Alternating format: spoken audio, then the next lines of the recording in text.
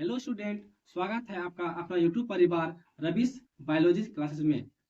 तो आप लोग बहुत ही अच्छे से तैयारी कर लिए होंगे क्योंकि अब समय लगभग ना ही बचा है। तो मैं आपके सामने क्लास 10th का फिजिक्स साइंस में जो फिजिक्स होता है, फिजिक्स का जो वेटेज है 80 में 41 नंबर का आपका फिजिक्स ही पूछता है। तो बहुत ही इम्पोर्टेंट रोल निभाने वाला है ये आपका फिजिक्स विषय। तो हम आपके सामने क्लास 10th का जो सब्जेक्टिव क्वेश्चन है उसको हम लोग क्वेश्चन के माध्यम से दिखलाने का प्रयास करते हैं और यही क्वेश्चन निश्चित ही आपको बोर्ड एग्जाम 2026 में देखने को जरूरी जरूरी जरूरी मिलेगा। तो क्वेश्चन हमारा देखिए लिखा ही है ऊपर में, रामबाण मिशन 2026 हायर ड्रीम क्लास 10। तो मतलब इसमें जो भी क्वेश्चन होगा बहुत ही MVBI क्वेश्चन होगा और आपको जो एग्जाम में क्वेश्चन देखने को मिलेगा निश्चित ही आपको यह PDF से जरूर ही देखने को मिलेगा। तो आप लोग इस PDF के क्वेश्चन को देखकर आंसर कॉपी में लिखकर और मिलाए हमको कितना क्वेश्चन आता है और नहीं आता है। जो नहीं आता है उसको अभी भी समय है, याद करें और लिखें। तो पहला क्वेश्चन आपका प्रकाश के परावर्तन के नियमों को लिखे होगा यहाँ पर और इन्हें किरण आरेख से इन्हें किरण आरेख द्वारा समझाए, ऐसा क्वेश्चन होता। तो पहला जो क्वेश्चन है आपका बोल रहा है प्रकाश का परावर्तन किसे कहते हैं। तो सबसे पहली बात है इसमें प्रकाश का जो परावर्तन है उसको आप लोग परिभाषित कर दीजिएगा, जो उसका नियम है नियम लिख दीजिएगा। और किरण आरेख हम लोग उसको कहते हैं जिसको हम लोग फोटो में बनाते हैं ऐसे करके। किरण आरेख द्वारा मतलब परावर्तित किरण, आपतित किरण, अभिलंब तीनों एक ही तल में होता है, ऐसा मतलब फोटो भी बनाना जरूरी है। तो अब अगला क्वेश्चन दूसरा, प्रकाश पुंज क्या है, ये कितने प्रकार के होते हैं। तो पूछ रहा है क्या प्रकाश पुंज, और यहाँ पर हो सकता है आपका किरण पुंज। प्रकाश पुंज या किरण पुंज क्या है, यह कितने प्रकार के होते हैं, ये सब सवाल का जवाब आप लोग को जरूर ही होट पर होगा।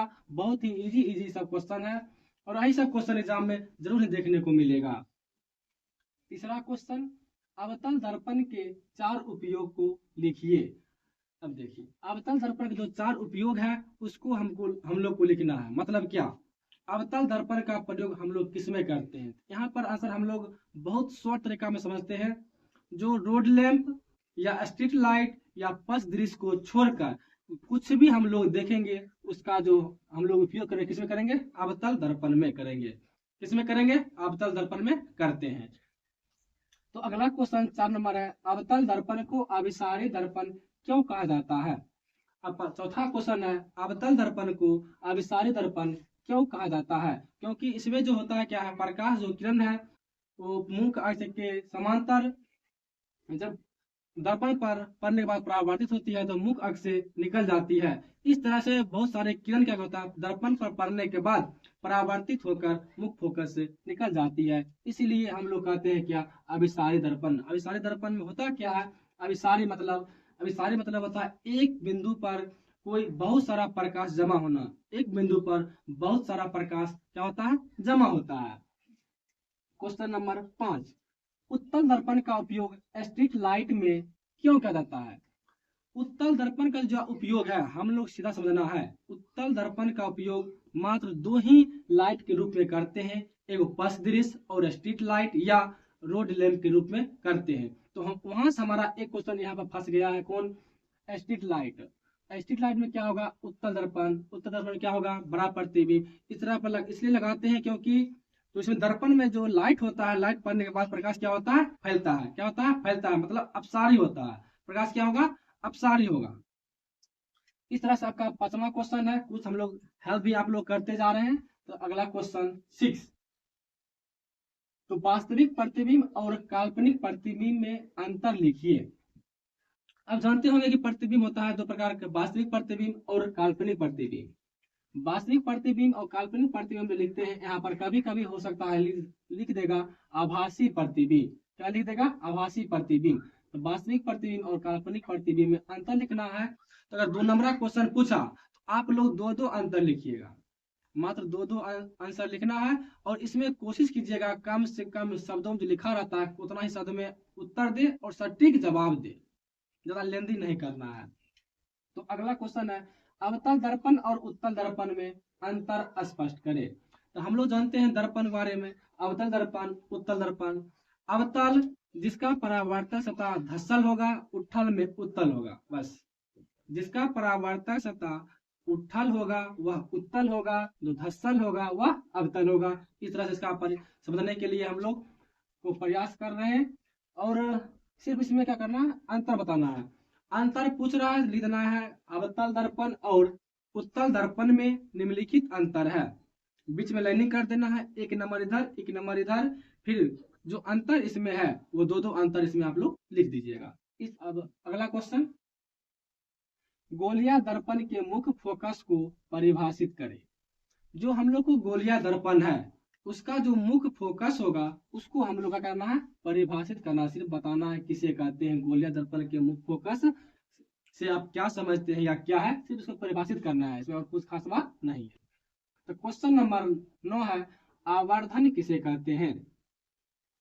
ये सब क्वेश्चन बहुत ही एमबीबीआई क्वेश्चन है। आवर्धन किसे कहते हैं, इसका सिर्फ परिभाषा पूछा है, आवर्धन किसे कहते हैं। अगला क्वेश्चन, क्वेश्चन नंबर 10, हम वाहनों में उत्तल दर्पण को पीछे दृश्य दर्पण के रूप में क्यों देते हैं। देखिए, जो आपका उत्तल दर्पण का जो दो एग्जाम्पल था दोनों, वह दोनों क्वेश्चन के माध्यम से हम लोग यहाँ पर देख चुके हैं। पहला जो पक्ष दृश्य था, यहाँ पर पक्ष दृश्य था, और उस वहां पर रोड लैंप के माध्यम से समझ चुके हैं। अब पूछ रहा है क्या, जो हम लोग गाड़ी जो होता है, गाड़ी चलाते हैं, मोटरसाइकिल हो या कोई भी चक्का हो, तो पीछे जो लोग या गाड़ी आता है, हम लोग जो देखते हैं गाड़ी में कौन आता है नहीं आता है, उसको देखने के लिए हम लोग कौन दर्पण का प्रयोग करते हैं, उत्तल करते हैं कि अवतल करते हैं। तो हम लोग को बोला कौन दर्पण, उत्तल दर्पण। उत्तल दर्पण का प्रयोग करते थे, क्यों करते हैं, ये आप लोग को खुद ही सर पढ़ाए होंगे। आप लोग इस क्वेश्चन को देखकर आंसर लिखें और याद करें। इस तरह से आपका अगला क्वेश्चन जो होगा, प्रकाश का अपवर्तन किसे कहते हैं, इसके नियमों को लिखे। जिस तरह से आपका पहला क्वेश्चन था प्रकाश का परावर्तन, ठीक यह जो क्वेश्चन है आपका फिजिक्स का सेकेंड चैप्टर है, जिसको कहा जाता है प्रकाश का अपवर्तन। तो प्रकाश का अपवर्तन क्या है और इसके नियमों को लिखिए। अपवर्तन मतलब एक माध्यम दूसरे माध्यम में जाएगा, और होता क्या इसमें, माध्यम डिपेंड करता है सघन है या विरल है, उस माध्यम से प्रकाश गुजरेगा और अलग अलग कंडीशन बन जाएगा। उसका नियम दो लिख देना है। तो प्रकाश का वर्ण विक्षेपण क्या है, ये एमबीबीआई क्वेश्चन है, बहुत ही एमबीबीआई क्वेश्चन है, ये अधिकतर बार क्वेश्चन पूछा गया है। प्रकाश का जो वर्ण विक्षेपण है क्या है या किसे कहते हैं। अगला क्वेश्चन, पार्श्विक विस्थापन से आप क्या समझते हैं। तो 13 नंबर क्वेश्चन है आपका, पार्श्विक विस्थापन से आप क्या समझते हैं। जो भी स्टूडेंट ये 25 क्वेश्चन है, 25 क्वेश्चन कर लेते हैं, निश्चित ही आपको एग्जाम में क्वेश्चन पूरा देखने को मिलेगा, निश्चित ही आपको देखने को मिलेगा। तो अगला क्वेश्चन, लेंस की क्षमता से आप क्या समझते हैं। इसका भी सिर्फ परिभाषा लिखना है कि लेंस की क्षमता से हम लोग क्या समझते हैं या क्या है, सिर्फ परिभाषा में लिखना है। अगला क्वेश्चन, अवतल लेंस को अपसारी लेंस क्यों कहते हैं।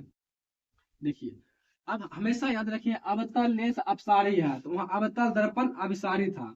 तो हमेशा दर्पण का उल्टा लेंस होगा, लेंस का उल्टा दर्पण होगा। अगर दर्पण अवतल है तो लेंस उत्तल होगा, अगर दर्पण उत्तल है तो लेंस अवतल होगा। हमेशा एक दूसरे के अपोजिट, दर्पण और लेंस में हमेशा एक दूसरे के उल्टा होगा या अपोजिट होगा।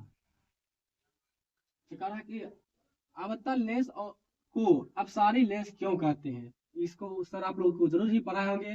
तो आप लोग इस क्वेश्चन का आंसर जरूर ही लिख कर याद करें, या लिखा हुआ है तो लिखना नहीं है, लिखा हुआ है तो लिखना नहीं है, सिर्फ आप लोग याद करें क्योंकि समय बहुत ही कम बचा है आप लोग के पास। अगला क्वेश्चन, निरपेक्ष अपवर्तनांक से आप क्या समझते हैं। निरपेक्ष अपवर्तनांक से आप लोग क्या समझते हैं, ये आप लोग सिर्फ परिभाषा लिखना है। अधिकतर क्वेश्चन में जो होगा लगभग 99% परिभाषा टाइप की क्वेश्चन है, क्योंकि नोमरिकल जो होता है एक दो नोमरिकल पूछता है, उसको आप लोग छोड़ सकते हैं, निश्चित ही छोड़ सकते हैं। क्योंकि 1-2 नंबर का छोड़ भी सकते हैं, तो न्यूमेरिकल अगर नहीं भी आता है तो तुम ध्यान रखना है। लेकिन होता क्या है, जो सब्जेक्टिव है और थ्योरेटिकल टाइप क्वेश्चन है उसको हम लोग आसानी से राइटिंग बनाकर एक एक वर्ड को देखते हुए अच्छा से लिखेंगे। तो अगला क्वेश्चन, किसी अंतरिक्ष यात्री को आकाश का रंग काला दिखाई देता है, क्यों? बहुत ही अच्छा सवाल है। यह सब सवाल आप लोग जब 12th में जाइएगा जरूर ही आप लोग को ऑप्टिक्स में देखने को मिलता है। तो किसी अंतरिक्ष यात्री को आकाश का रंग काला दिखाई देता है, क्यों? इसका जवाब एक वर्ड में भी लिख सकते हैं, या मन है 2 लाइन में भी लिख सकते हैं। बहुत ही अच्छा क्वेश्चन है। इसका क्वेश्चन आप लोग MVVI कर लीजिए, जरूर ही क्वेश्चन आ सकता है आप लोग को बोर्ड एग्जाम में। रेलवे के सिग्नल का प्रकाश लाल रंग का ही क्यों होता है? इस सब सवाल बड़ी लॉलीपॉप क्वेश्चन सब है, आप लोग जरूर ही याद होगा। रेलवे के सिग्नल, जो हम लोग ट्रेन में जाते हैं देखते हैं लाल बत्ती जलता है, लाल, ब्लू, ग्रीन, लाल पीला रहता है, लाल पीला और हरा। तो देखते होंगे जो लाल प्रकाश रहता है उसका मतलब है कि लाइन क्लियर है, लाइन क्लियर है। लाल रंग का, लाल रंग किसका खतरा रहता है क्या? तो लाल रंग खतरा का रहता है, सॉरी। रेलवे के सिग्नल का प्रकाश लाल रंग का ही क्यों होता है? तो यह क्वेश्चन अच्छा क्वेश्चन है, आप लोग इसको जरूर ही परिभाषा टाइप क्वेश्चन है, आप लोग जरूर सर पढ़ाए होंगे, आप लोग इस क्वेश्चन को लिख ले, आंसर भी साथ में लिख ले। अगला क्वेश्चन, टिंडल प्रभाव क्या है? टिंडल प्रभाव क्या है? यह भी क्वेश्चन थ्योरेटिकल टाइप क्वेश्चन है, आप लोग को सिर्फ क्वेश्चन देखना है और याद करना है। याद नहीं है तो याद कीजिए, और याद है तो उसको सिर्फ रिवीजन कीजिए। अगला क्वेश्चन, सूर्यास्त के समय सूर्य रक्ताभ क्यों प्रतीत होता है? अब रक्ताभ है मतलब ये जानना है कि होता क्या है।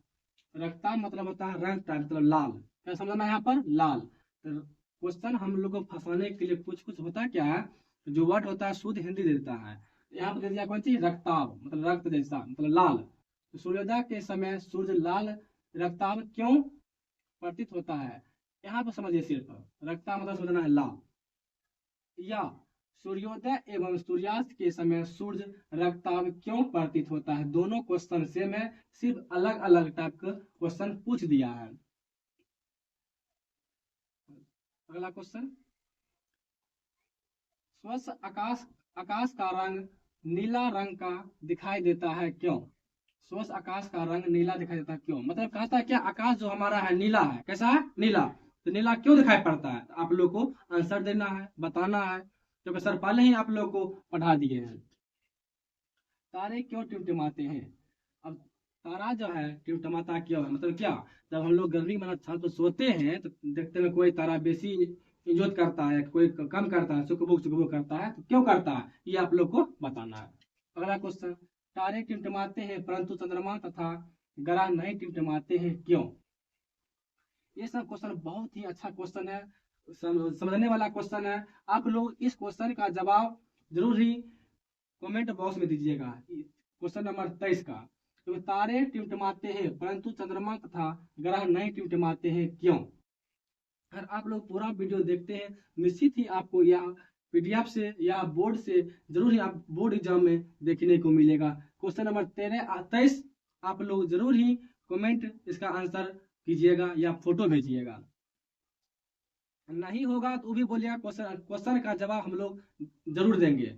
और कोई क्वेश्चन नहीं बनता है आपसे तो हम लोग जरूर ही कोई क्वेश्चन का जो क्वेश्चन पूछिएगा उसका जवाब हम लोग देने के जरूर ही प्रयास करेंगे। या थोड़ा देर या थोड़ा जिस टाइम किया उसी टाइम कर सकते हैं।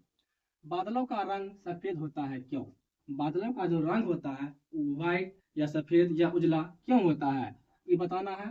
क्वेश्चन नंबर लास्ट, इंद्रधनुष से आप क्या समझते हैं? इसके प्रकार को भी लिखे। मतलब जो इंद्रधनुष होता है, इंद्रधनुष हमारा तभी बनेगा जब हम लोग के गांव में या जहां भी है वहां पर वर्षा होगा। वर्षा होने के बाद ही इंद्रधनुष बनता है। और कहते हैं क्या समझते हैं, तो और इसके प्रकार को भी लिखिए। इंद्रधनुष क्या है, इसके प्रकार को लिखिए। इस तरह से आपका जो 25 क्वेश्चन था, 25 क्वेश्चन था, ये हम आपको MVVI 25 ऑब्जेक्टिव सब्जेक्टिव करवा दिए हैं। आप लोग 25 क्वेश्चन का रिवीजन करें। जो क्वेश्चन का जवाब आपके पास नहीं होगा वह क्वेश्चन आप कमेंट कीजिएगा, हम लोग जवाब जरूर देंगे। और कैसा क्वेश्चन है आप लोग जरूर ही बताएं। एग्जाम होने के बाद जरूर बताइएगा सर मिला कि नहीं मिला। धन्यवाद।